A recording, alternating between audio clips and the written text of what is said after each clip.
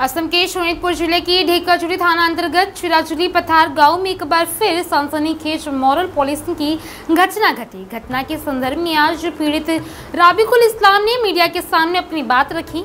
गौरतलब है कि ढेकाचुरी थाना क्षेत्र की बच्चा शिमुली गांव के निवासी राबिकुल इस्लाम ने मीडिया को बताया कि निजी विवाद को हवा देने के लिए चिराचुली पथार गांव के कुछ लोगों की साजिश के चलते उन पर कई झूठे आरोप लगाए गए। इतना ही नहीं, उक्त लोगों ने उन्हें डर और धमकी देकर मानसिक रूप से प्रताड़ित करने के साथ साथ नगद 30,000 रुपये वसूलने के भी आरोप लगाया।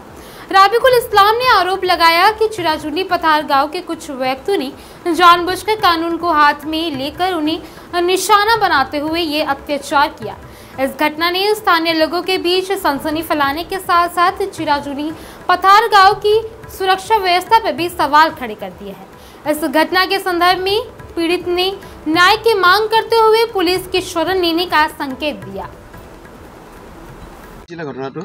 ঘটনাটো হৈছিলে মানে মোৰ ঘৰ বছাহেমলত মই চিৰাজুলি পথাৰত 2 বিঘা মাটি কিনিছোঁ। প্ৰায় 1.5 বছৰ 2 বছৰমান হৈছে। তো এইবাৰ মই নিজে ৰয়নি কৰিছোঁ। এই ৰয়নি কৰিব মানে খেতিটো মানে আৰম্ভ কৰিলোঁ। তাৰপিছত তাতেই 4-5টা মান ঘৰ আছে। তাত তেওঁলোকৰ এজন বাবুলি নামৰ মানুহক মানে আমি খেতিটো ৰয়নি কৰিব দিছিলোঁ। এই 2-3 দিন ৰয়নি কৰি দিয়াৰ পিছত 2-3 দিন পিছত মই আহিলোঁ, খেতিটো ৰয়নি হোৱা নাই। তাৰপিছত তাক সুধিলোঁ, সি নৰয়। তাৰপিছত বেলেগ মানুহতে আমি ৰয়নি কৰিলোঁ, তাৰ লগত মানে অলপ তৰ্ক বিতৰ্ক হৈছিল, উল্টা পুল্টা গালাগালি হৈছিল। তাৰপিছত সি ক'লে মোক চাব বুলি, মই ইমানখিনি মানি কৰা নাই।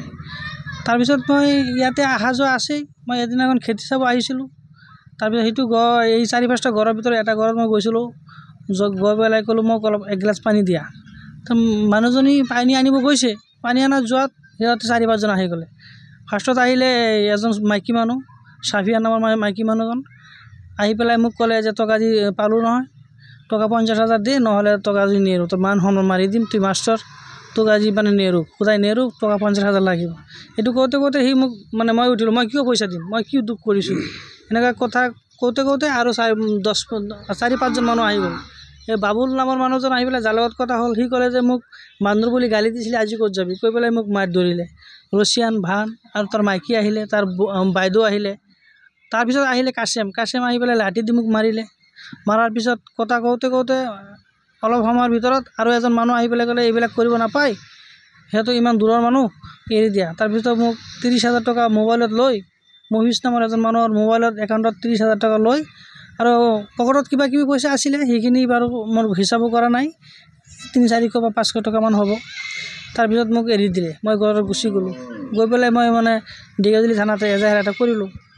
এজাহাৰ কৰাৰ পিছত তাৰপিছত ছোৱালীয়ে স্বীকাৰোক্তি কৰিলে।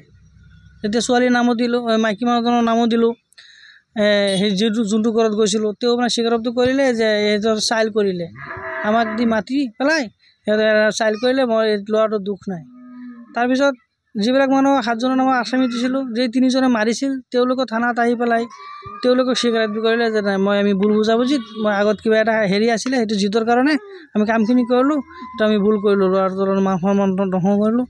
সেইটো কাৰণে তেওঁলোকে থানাত মিলাই দিলে। আমাৰ দাদা এজনী আছিলে আৰু থানাত থাকি পেলাই তেওঁলোকে থানাতে মিলাই দিলে। জাকিৰ ছাৰ আছিলে, জাকিৰ ছাৰৰ নেতৃত্বত, আৰু আমাৰ গাদাজলি এজন দাদা আছিলে ৰবিকুল নামৰ, তেওঁৰ লগত থাকি বস্তুটো মিলাই দিলে। এইখিনি আৰু কথা।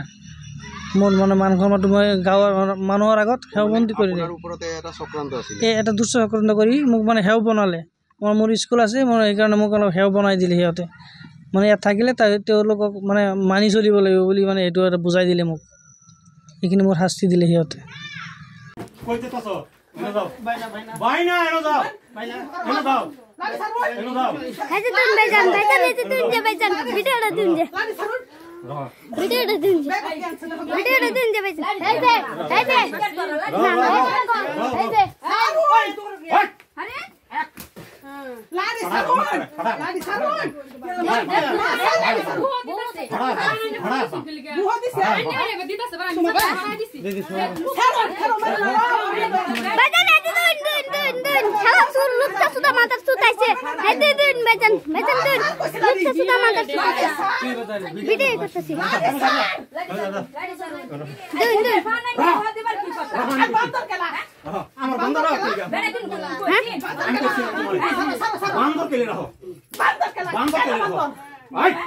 Rama,